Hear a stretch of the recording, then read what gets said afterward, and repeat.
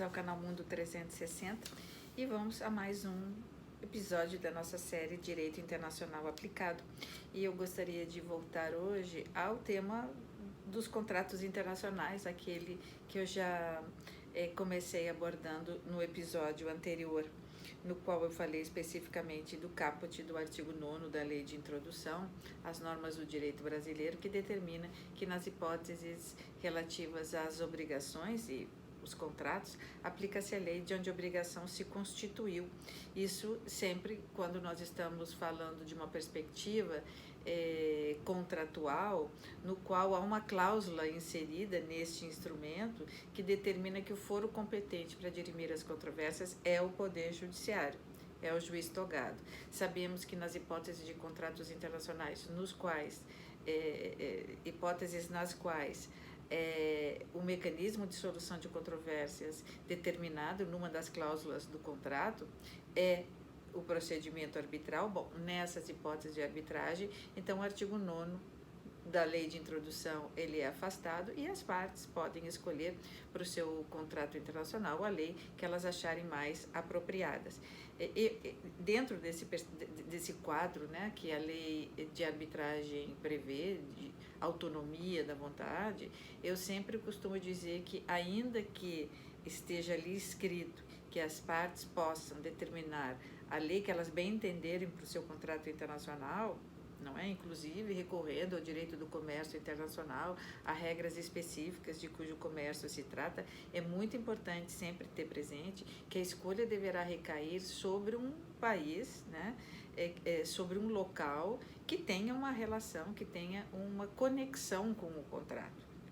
Então, o país de uma das partes, o país da sede da empresa, da sede principal das empresas ou de uma delas, a lei do país da moeda do contrato, onde a mercadoria será entregue, enfim, é muito importante que a gente, mesmo dentro do campo da autonomia da vontade, determine uma lei que guarde uma certa relação com aquele contrato que está sendo firmado, né? Não seja assim uma escolha tão aberta, tão aleatória, né? Um importador brasileiro, um exportador americano escolham para o seu contrato a lei do Panamá, ou a lei do Chipre, ou a lei da Arábia Saudita. Bom, me parece uma escolha bastante arbitrária, eu diria até recorrendo a uma expressão conhecida do Fórum e da Law Shopping, né? Se escolhe uma lei qualquer, né, como se entrasse num shopping, escolhesse esse ou aquele objeto, sem nenhuma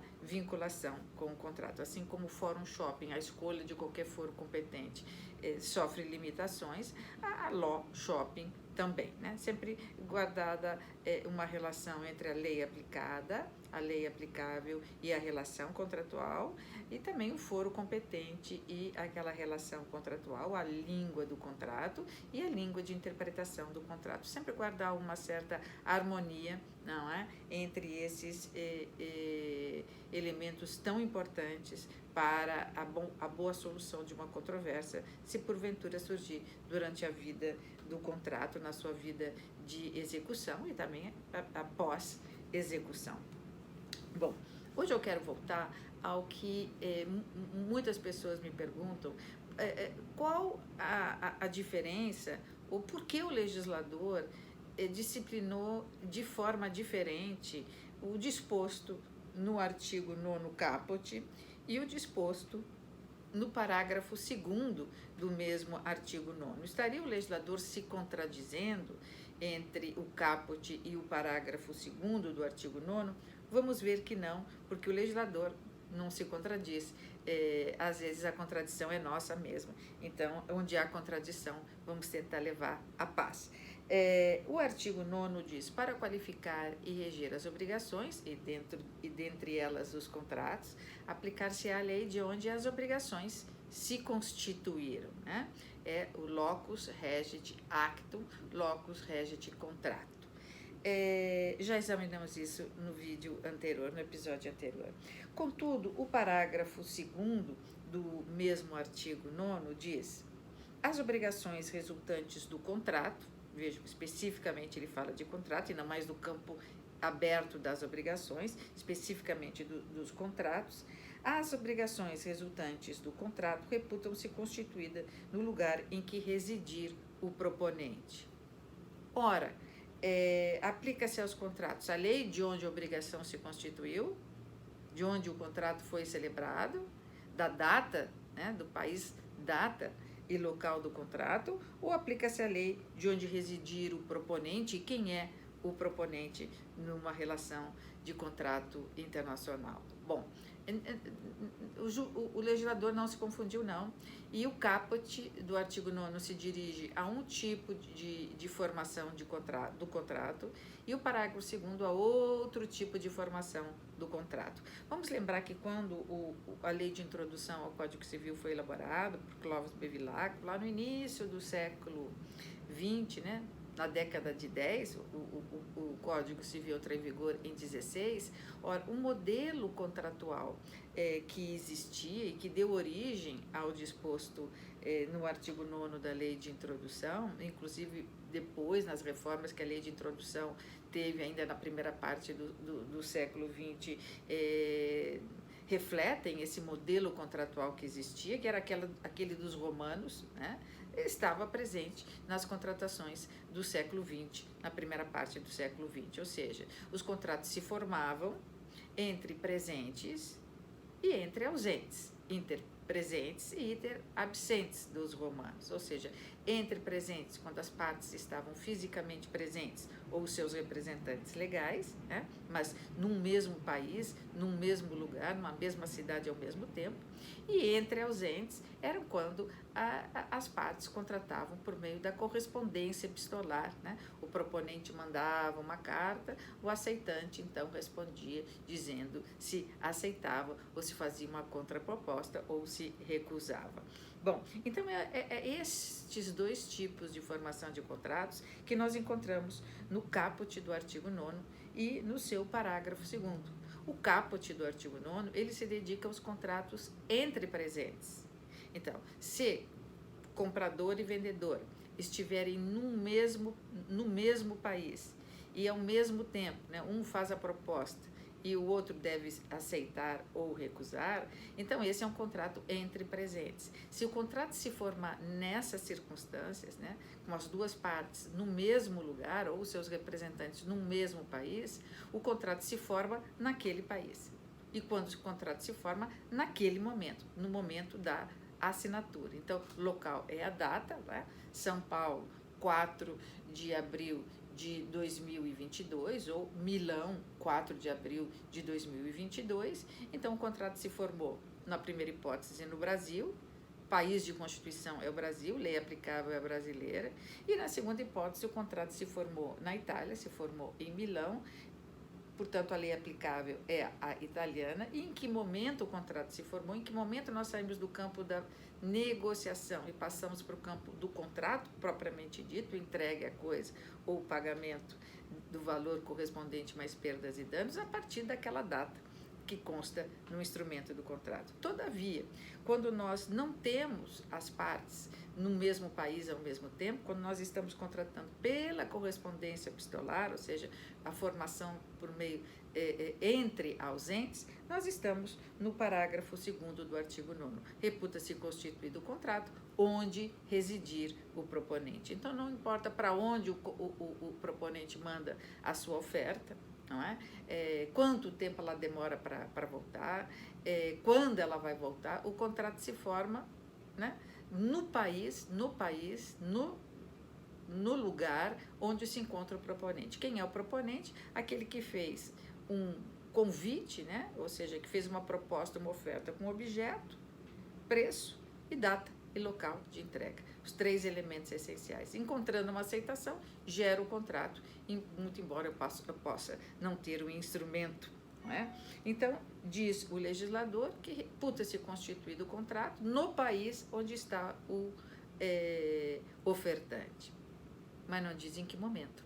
Então vejo como o ofertante fica inseguro, ele não sabe em que momento, pois se foi a carta, quantos dias a carta leva para chegar num país estrangeiro. Imaginemos nessa época da lei de introdução, aí na primeira parte do século XX, ele levava 10 dias para chegar na Itália, depois o destinatário iria estudar a proposta e devolvê-la, levaria mais 10 dias. Então o proponente sabe que o contrato se forma com base no seu direito, mas não sabia em que momento. Isso gerava muita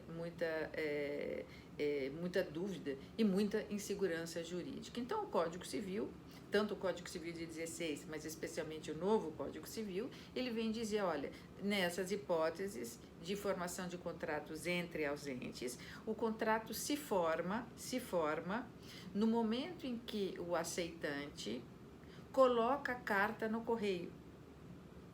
E no lugar onde ele coloca a carta no correio, no país onde ele coloca a carta no correio. Então, houve aí uma melhoria relativamente a esse parágrafo 2º, quando o Código Civil, sobretudo o novo, o de 2000, deixa bem claro, procurando estabelecer um marco regulatório mais seguro, de que nessas hipóteses de contratação entre ausentes, a teoria que prevalece é a da expedição, ou seja, o contrato se forma no momento em que o aceitante coloca a sua carta no correio, naquele momento, e onde estiver a caixa do correio onde ele despachou, no país onde estiver a carta do correio. Mas não amenizou em nada, né, na perspectiva das contratações internacionais, o papel do destinatário, o papel do ofertante, porque ele não sabe em que momento o destinatário colocou a carta no correio e onde ele colocou, se ele colocou na sede principal dos seus negócios ou se ele estava viajando em Nova York e lá ele botou a carta,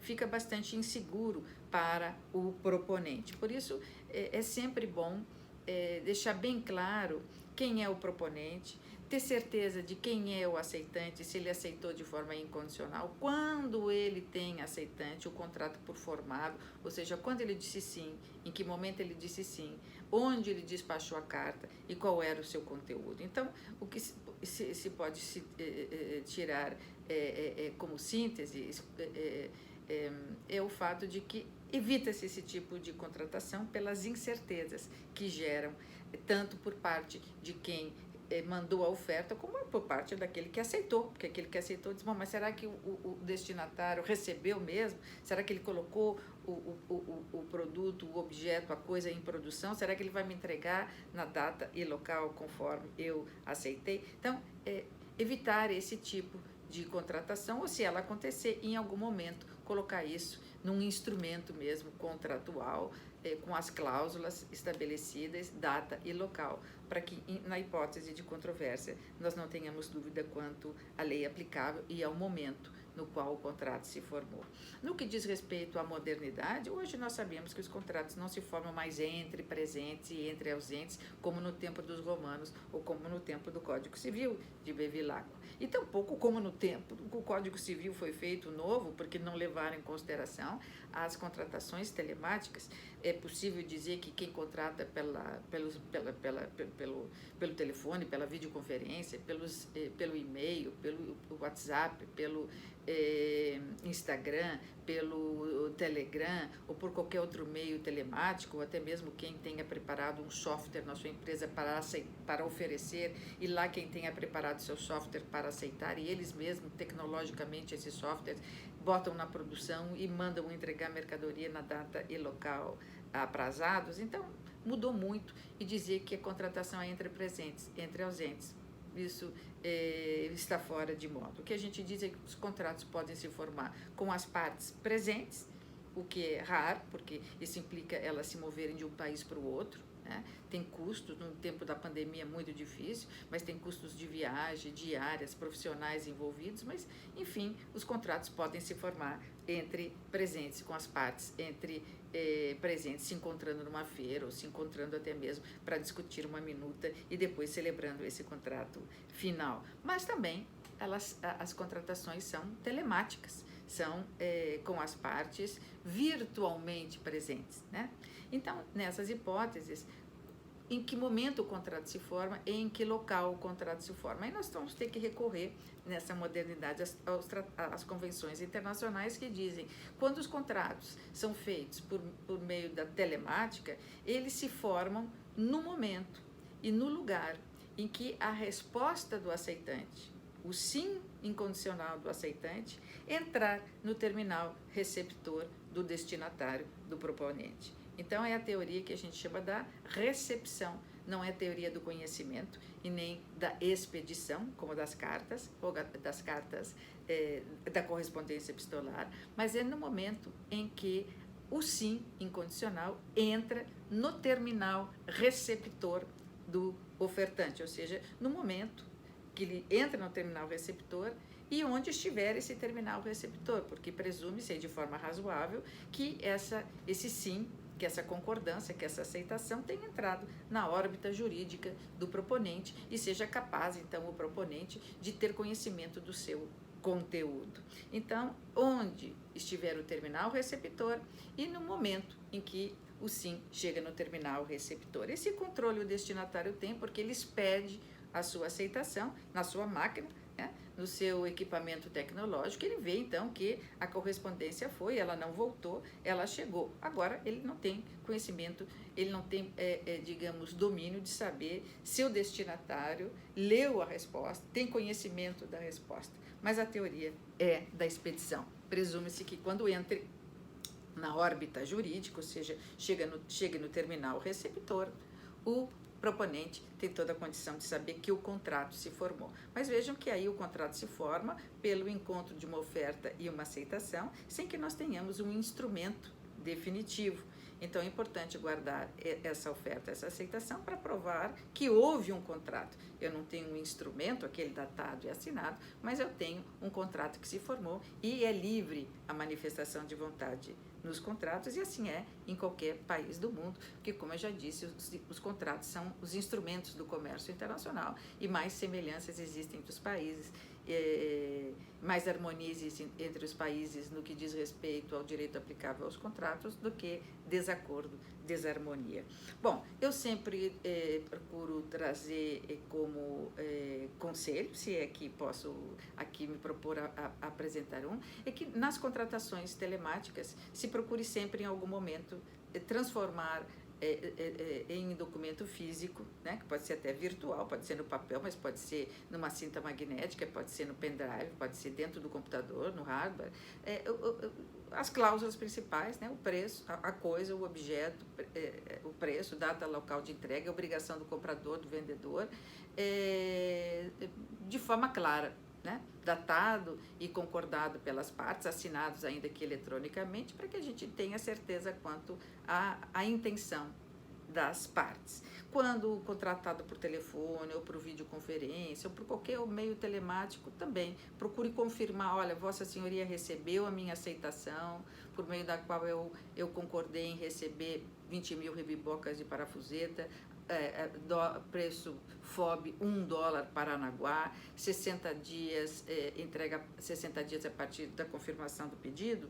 E aí vem de lá: sim, recebemos, estamos processando. Pronto, você está seguro de que a mercadoria estará do tempo devido e nas condições certas, quando você precisará depois distribuir para a sua linha de interessados e consumidores.